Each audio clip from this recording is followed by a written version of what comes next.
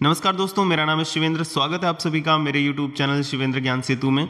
दोस्तों, अगर आप यूपी होम गार्ड या कांस्टेबल या उत्तर प्रदेश में किसी भी परीक्षा की तैयारी कर रहे हैं तो यह वीडियो आपके लिए बहुत ही इंपॉर्टेंट होने वाला है, क्योंकि आज हम पढ़ने वाले हैं पर्यावरण एनवायरनमेंट, वो टॉपिक जिससे हर साल पेपर में सीधे सवाल पूछे जाते हैं। आज की इस वीडियो में हम पर्यावरण के सभी जरूरी कॉन्सेप्ट को आसान भाषा में एमसीक्यू रूप में पढ़ेंगे, ताकि आज पेपर में एक भी नंबर ना छोड़ के आओ।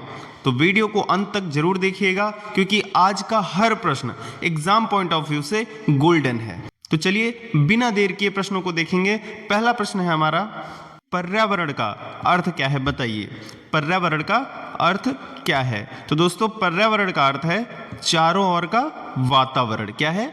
चारों ओर का वातावरण। दोस्तों, पर्यावरण जो है वह दो शब्दों से मिलकर बना है, पर प्लस आवरण। पर का जो अर्थ होता है वह होता है चारों ओर, और जो आवरण का मतलब होता है वह होता है घेरे हुए, चारों ओर से घेरे हुए। पर्यावरण का जो शाब्दिक अर्थ हो जाएगा वो हो जाएगा चारों ओर से घेरे हुए। क्या? चारों ओर से घेरे हुए, और यह चारों ओर का वातावरण। तो हमारा राइट आंसर क्या है? चारों ओर का वातावरण। याद रखिएगा, बहुत इंपॉर्टेंट है, कई बार परीक्षा में पूछा गया है। दोस्तों, आप लोगों से बस एक ही रिक्वेस्ट है कि आप लोग सारे आंसर्स को कमेंट करते रहेंगे और लास्ट में अपना स्कोर जरूर बताएंगे, और स्कोर के साथ अपना नाम भी लिख देंगे, ताकि मुझे यह पता चलता रहे कि किसकी तैयारी किस लेवल की है। चलिए अगला प्रश्न है हमारा, प्रश्न नंबर 2। पर्यावरण के मुख्य घटक कितने होते हैं बताइए। कितने होते हैं पर्यावरण के मुख्य घटक? तो दोस्तों, पर्यावरण के दो मुख्य घटक होते हैं। वो होते कौन कौन से हैं? एक जैविक और एक अजैविक। दोस्तों, जैविक में क्या क्या आता है? जैविक में आते हैं पौधे, जानवर, सूक्ष्म जीव। और अजैविक में क्या आता है? जैसे वायु, जल, तापमान, भूमि, ये सब अजैविक घटक हैं। जैविक और अजैविक दो प्रकार के घटक होते हैं। जैविक में पौधे, जानवर, सूक्ष्म जीव और भी बहुत सारे। अजैविक में क्या आता है? मेनली इसका कहने का मतलब, जैविक वो होते हैं जिनके अंदर जीवन होता है, अजैविक वो होते हैं जिनके अंदर जीवन नहीं होता है। चलिए अगला प्रश्न देखेंगे, प्रश्न नंबर 3। निम्न में से कौन जैविक घटक है? मैंने अभी आपको बताया है कि जैविक घटक कौन कौन से होते हैं, तो आप इसमें से देख के आंसर बता सकते हैं कौन सा जैविक घटक है। आप लोग इसका आंसर कमेंट करके बताइए। चलिए अगला प्रश्न देखेंगे, प्रश्न नंबर 4। मानव निर्मित पर्यावरण का उदाहरण कौन सा है बताइए। मानव निर्मित पर्यावरण का उदाहरण कौन सा है? तो दोस्तों, वह है कृषि क्षेत्र। कौन सा? कृषि क्षेत्र है मानव द्वारा निर्मित पर्यावरण का उदाहरण। चलिए अगला प्रश्न देखेंगे, प्रश्न नंबर 5। पर्यावरण संरक्षण अधिनियम कब लागू हुआ था बताइए। पर्यावरण संरक्षण अधिनियम जो है वह कब लागू हुआ था? तो वह लागू हुआ था 1986 में। कब? 1986 में, याद रखिएगा। चलिए अगला प्रश्न है हमारा, प्रश्न नंबर 6। पारिस्थितिकी शब्द किसने दिया था बताइए। पारिस्थितिकी जो शब्द है, इकोलॉजी, यह किसने दिया था? यह दिया था अर्नस्ट हैक्कल ने। किसने? अर्नस्ट हैक्कल ने दिया था। चलिए अगला प्रश्न हमारा, प्रश्न नंबर 8। प्राकृतिक पारिस्थितिकी तंत्र का उदाहरण कौन सा है बताइए। प्राकृतिक पारिस्थितिकी तंत्र का उदाहरण कौन सा है? तो वह है जंगल। क्या है? जंगल। दोस्तों, जो पारिस्थितिकी तंत्र है वह दो प्रकार का होता है, एक कृत्रिम और दूसरा प्राकृतिक। कृत्रिम में क्या है? जैसे खेत, मानव निर्मित। कृत्रिम मतलब मानव निर्मित, जिसको मानव ने बनाया हो। और प्राकृतिक क्या है? जैसे समुद्र, तालाब, मरुस्थल, ये क्या है? ये प्राकृतिक पारिस्थितिकी तंत्र हैं। और कृत्रिम जैसे खेत, मानव द्वारा निर्मित। चलिए याद रखिएगा, बहुत ही इंपॉर्टेंट है ये। चलिए अगला प्रश्न हमारा, प्रश्न नंबर 9। कृत्रिम पारिस्थितिकी तंत्र कौन सा है बताइए। दोस्तों, अभी मैंने आपको बताया कृत्रिम जो होता है, कृत्रिम पारिस्थितिकी तंत्र वो कौन सा होता है, तो इसका भी आंसर आप लोग कमेंट करके बताओ। चलिए अगला प्रश्न हमारा, प्रश्न नंबर 10। घास स्थल किस प्रकार का पारिस्थितिकीय तंत्र है बताइए। घास स्थल जो है वह किस प्रकार का पारिस्थितिकीय तंत्र है, तो वह है स्थलीय। कौन सा है? स्थलीय है। चलिए अगला प्रश्न देखेंगे, प्रश्न नंबर 11। पारिस्थितिकी तंत्र के जैविक घटक कौन से हैं बताइए। जो पारिस्थितिकी तंत्र है उसके जैविक घटक कौन से हैं, तो वह हैं पौधे और पशु। दोस्तों जैविक घटक वो होते हैं जिनके अंदर जीवन होता है, ठीक है। तो जीवन किसके अंदर है? पौधे और पशु के अंदर। जल और वायु के अंदर नहीं है, मिट्टी और ताप के अंदर नहीं है, प्रकाश और दाब के अंदर भी नहीं है। तो जैविक कौन से होते हैं? जिनके अंदर जीवन होता है। चलिए अगला प्रश्न हमारा प्रश्न नंबर 12। दोस्तों कमेंट करते रहेंगे सारे आंसर्स और लास्ट में स्कोर जरूर बताना है आपको। चलिए, उत्पादक किसे कहते हैं बताइए। उत्पादक जो होता है वह किसे कहते हैं आपको बताना है, बताइए। दोस्तों जो उत्पादक है वह है हरे पौधे। कौन? हरे पौधे। और जो मांसाहारी जीव हैं, परजीवी जीव हैं, अपघटन, ये तीनों क्या हैं? ये उपभोक्ता हैं। ये क्या है? तीन उपभोक्ता हैं। उत्पादक कौन है? हरे पौधे। शेर, मनुष्य, बाज, तीनों मांसाहारी हैं। प्राथमिक उपभोक्ता यानी कि शाकाहारी, और शाकाहारी क्या है? हिरन है। चलिए अगला प्रश्न हमारा प्रश्न नंबर 14। अपघटनकर्ता का कार्य क्या है बताइए। अपघटनकर्ता यानी कि डीकंपोजर। डीकंपोजर्स का कार्य क्या है? तो वह है मृत जीवों को सड़ाना। क्या है? मृत जीवों को सड़ाना। चलिए अगला प्रश्न हमारा प्रश्न नंबर 15। जीवाणु किस श्रेणी में आते हैं बताइए। जीवाणु जो है वह किस श्रेणी में आते हैं? तो वह आते हैं डीकंपोजर्स की श्रेणी में, अपघटनकर्ता की श्रेणी में, यानी कि ऑप्शन डी हमारा राइट आंसर हो जाएगा। चलिए अगला प्रश्न हमारा प्रश्न नंबर 16। खाद्य श्रृंखला का आरंभ किससे होता है बताइए। खाद्य श्रृंखला जो होती है उसका आरंभ किससे होता है आपको बताना है। चलिए बताइए। दोस्तों खाद्य श्रृंखला का जो आरंभ होता है वह उत्पादक से होता है। किससे? उत्पादक से। उसके बाद प्राथमिक उपभोक्ता, उसके बाद द्वितीयक और उसके बाद तृतीयक। चलिए अगला प्रश्न हमारा प्रश्न नंबर 17। खाद्य श्रृंखला में ऊर्जा का स्रोत क्या है बताइए। खाद्य श्रृंखला में ऊर्जा का सबसे मूल स्रोत, मुख्य स्रोत क्या है? वह है सूर्य। क्या है? सूर्य है। चलिए अगला प्रश्न हमारा प्रश्न नंबर 18। ऊर्जा का प्रवाह किस प्रकार होता है बताइए। ऊर्जा का प्रवाह जो है वह किस प्रकार होता है बताइए। तो दोस्तों ऊर्जा का प्रवाह जो है वह एक दिशीय होता है, एक दिशा में। यानी कि अगर ये उत्पादक है तो फिर प्राथमिक होगा, फिर द्वितीयक होगा, फिर तृतीयक होगा, फिर चतुर्थ यानी कि सर्वाहारी होगा। और ये इस तरीके से प्रवाहित होता है और कभी भी ये निचले स्तर में अपने नहीं आता है, नीचे की तरफ कभी नहीं आता है। चलिए अगला प्रश्न हमारा प्रश्न नंबर 19। घास, हिरन और शेर यह क्या है बताइए। घास, हिरन और शेर यह आपको क्या दर्शा रहा है बताइए। ऊर्जा चक्र दर्शा रहा है, खाद्य श्रृंखला दर्शा रहा है, पारिस्थितिकी दर्शा रहा है, यह जैव विविधता दर्शा रहा है बताइए।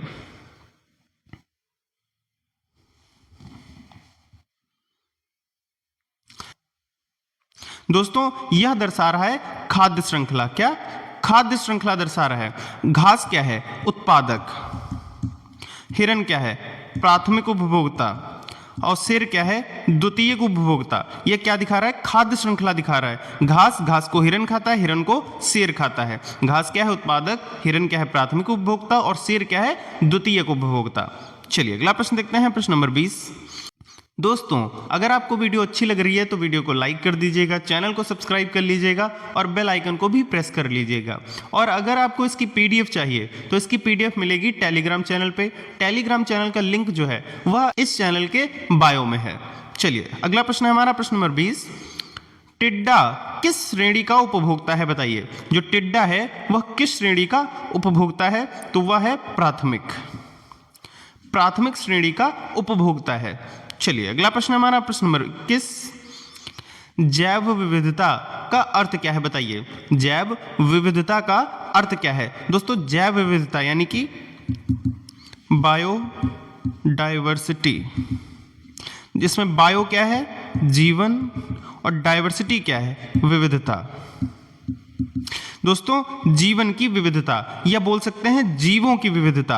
दोस्तों ये जैव विविधता जो है यह जीवों के संबंध में कहा गया है और इसीलिए इसका राइट आंसर हो जाएगा जीवों की विविधता। चलिए अगला प्रश्न हमारा प्रश्न नंबर 22। जैव विविधता का जो शब्द है यह किससे संबंधित है बताइए। दोस्तों अभी मैंने ऊपर आपको बताया जैव विविधता शब्द जो है वह किससे संबंधित है, इसका आंसर आप लोग कमेंट करके बताओ, मैंने अभी ऊपर बताया है। चलिए अगला प्रश्न हमारा प्रश्न नंबर 23। जैव विविधता का ह्रास क्यों होता है बताइए। जो जैव विविधता है इसका ह्रास क्यों होता है बताइए।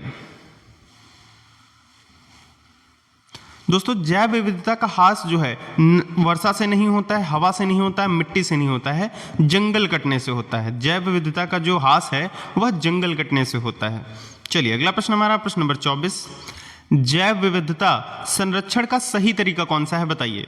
जैव विविधता संरक्षण का सही तरीका कौन सा है, तो वह है संरक्षण। शिकार से नहीं होगा, जंगल कटाई से नहीं, प्रदूषण से नहीं, जो संरक्षण का सही तरीका है वो संरक्षण से ही होगा। जैव विविधता संरक्षण का सही तरीका संरक्षण ही होगा। चलिए अगला प्रश्न हमारा प्रश्न नंबर 25। प्राकृतिक आवास का नाश किससे होता है बताइए। प्राकृतिक आवास का नाश किससे होता है, तो वह होता है औद्योगिकीकरण से। किससे? औद्योगिकीकरण से। चलिए अगला प्रश्न हमारा प्रश्न नंबर 26। नाइट्रोजन चक्र किस प्रकार का चक्र है बताइए। नाइट्रोजन चक्र जो है वह किस प्रकार का चक्र है, तो वह है गैसीय चक्र। कैसा है? गैसीय चक्र है। और दोस्तों जो वायुमंडल में नाइट्रोजन है वह कितने परसेंट है, तो वह है 78%। कितना? 78%। चलिए अगला प्रश्न हमारा प्रश्न नंबर 27। फास्फोरस चक्र किस प्रकार का है बताइए। फास्फोरस चक्र जो है वह किस प्रकार का है, तो वह है अवसादी। कैसा? अवसादी। क्योंकि जो इसका भंडारण है वह पृथ्वी की पपड़ी में, चट्टानों में और अवसादों के रूप में होता है। तो इसका जो चक्र है वह किस प्रकार का है, तो वह है अवसादी। चलिए अगला प्रश्न हमारा प्रश्न नंबर 28। चक्रों का मुख्य कार्य क्या है बताइए। चक्रों का मुख्य कार्य क्या है आपको बताना है, बताइए। दोस्तों ऊर्जा बनाना भी नहीं कार्य है, जीवन को नष्ट करना भी नहीं है, प्रदूषण बढ़ाना भी नहीं है। इसका राइट आंसर है तत्वों का पुनर्चक्रण। चक्रों का मुख्य कार्य है तत्वों का पुनर्चक्रण। चलिए अगला प्रश्न हमारा प्रश्न नंबर 29। जैव मंडल का अर्थ क्या है बताइए। जैव मंडल का अर्थ क्या है? सभी पारिस्थितिकी तंत्र। क्या है? सभी पारिस्थितिकी तंत्र। चलिए अगला प्रश्न हमारा प्रश्न नंबर 30। ऊर्जा का ह्रास क्यों होता है बताइए।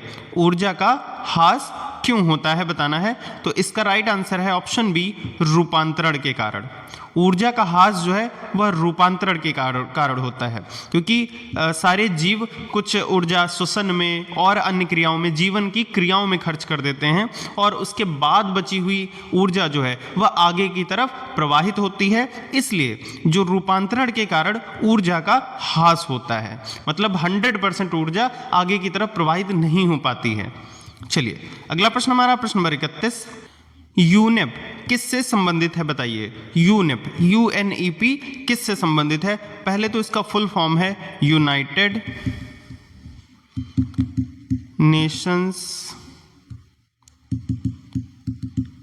Environment programming. इसका फुल फॉर्म है यूनेप का यूनाइटेड नेशंस एनवायरनमेंट प्रोग्रामिंग। और यह किससे संबंधित है, तो यह पर्यावरण से संबंधित है। किससे? पर्यावरण से संबंधित है। चलिए अगला प्रश्न हमारा प्रश्न नंबर 32। NGT किससे जुड़ा हुआ है बताइए। NGT जो है वह किससे जुड़ा हुआ है, तो वह जुड़ा हुआ है न्याय से। किससे? न्याय से जुड़ा हुआ है।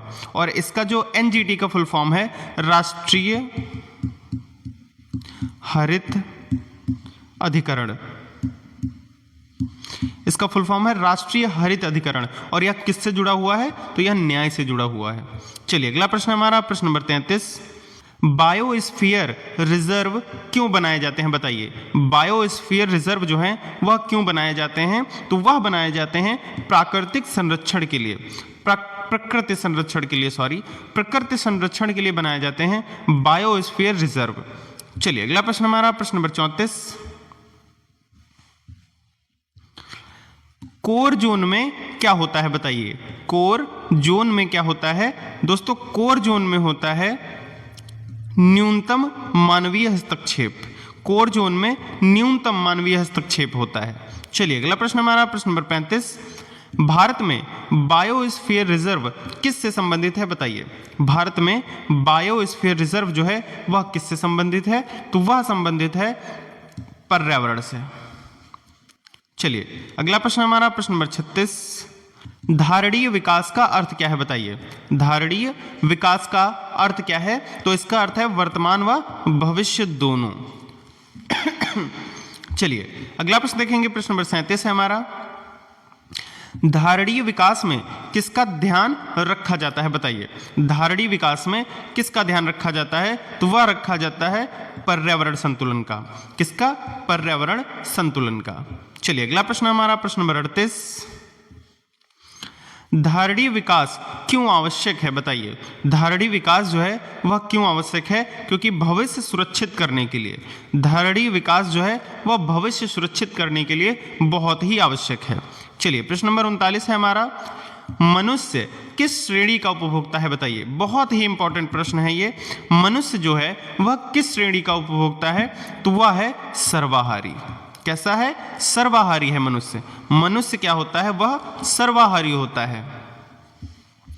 चलिए अगला प्रश्न हमारा प्रश्न नंबर 40। शेर किस श्रेणी का उपभोक्ता होता है बताइए? शेर जो होता है वह किस श्रेणी का उपभोक्ता होता है? तो वह होता है तृतीयक। किसका होता है? तृतीयक श्रेणी का उपभोक्ता होता है। चलिए अगला प्रश्न हमारा प्रश्न नंबर 41। जल किस प्रकार का घटक है बताइए? जल जो है वह किस प्रकार का घटक है? तो वह है अजैविक। कैसा है? अजैविक है। जैसे जल, मिट्टी, वायु, तापमान, ये सभी क्या हैं? ये अजैविक घटक हैं। क्या हैं? अजैविक घटक हैं, क्योंकि इसके अंदर जीवन नहीं होता है। जीवन नहीं होता है, तो ये अजैविक घटक हैं। चलिए अगला प्रश्न हमारा प्रश्न नंबर 42। वायुमंडल किससे बना हुआ है बताइए? वायुमंडल, हमारा जो वायुमंडल है वह किससे बना है? ना ही वह जीव से बना है, ना ही जल से बना है, ना ही मिट्टी से बना है। वह किससे बना है? गैसों से। और सबसे अधिक जो गैस है हमारे वायुमंडल में वह है नाइट्रोजन। लगभग 78.8%। कितनी है? नाइट्रोजन 78.8%। उसके बाद ऑक्सीजन जो है, जो हमारे जीवन के लिए बहुत ही इंपॉर्टेंट है, वह कितनी है? 20.95%। कितनी? 20.95%। और बचा 1%, इसमें कार्बन डाइऑक्साइड, आर्गन और भी बहुत सारी गैसें होती हैं 1% में। चलिए ये याद रखिएगा, ये नाइट्रोजन 78.8%, ऑक्सीजन 20.95% और जो अन्य गैसें हैं, आर्गन है, कार्बन डाइऑक्साइड है, वो 1%। चलिए अगला प्रश्न हमारा प्रश्न नंबर 43।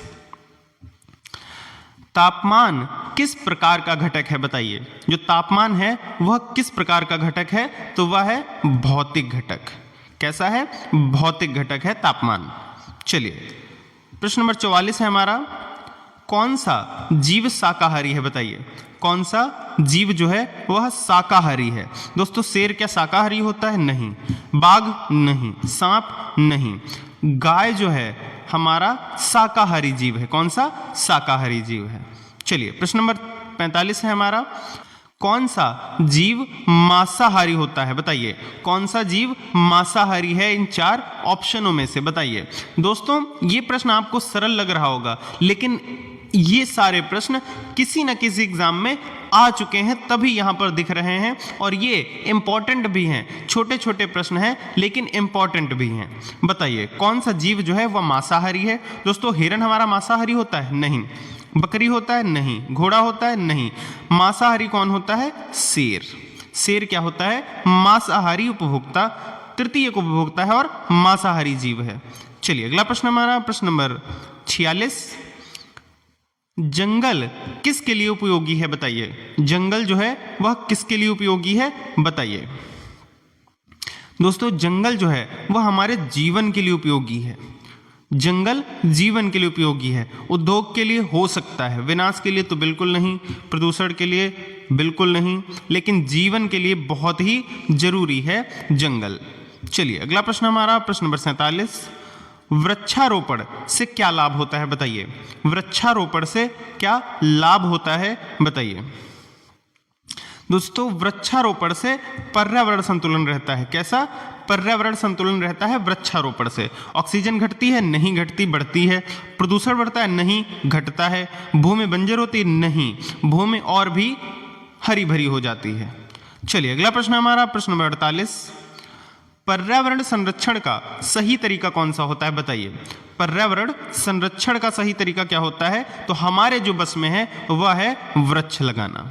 क्या है? वृक्ष लगाना हमारे हाथ में है और पर्यावरण संरक्षण का सबसे बड़ा महत्वपूर्ण स्रोत भी है, कदम भी है। पेड़ काटना बिल्कुल नहीं है, जल प्रदूषण बिल्कुल नहीं है, शिकार भी नहीं है। पर्यावरण संरक्षण का सबसे अच्छा तरीका है हमारे हाथ में वृक्ष लगाना। तो हमें वृक्ष लगाने बहुत जरूरी हैं, हमें वृक्ष जरूर लगानी चाहिए। चलिए प्रश्न नंबर 49 है हमारा, प्रदूषण से क्या होता है बताइए। प्रदूषण से क्या होता है आपको बताना है, बताइए। दोस्तों प्रदूषण से पर्यावरण नष्ट होता है। क्या?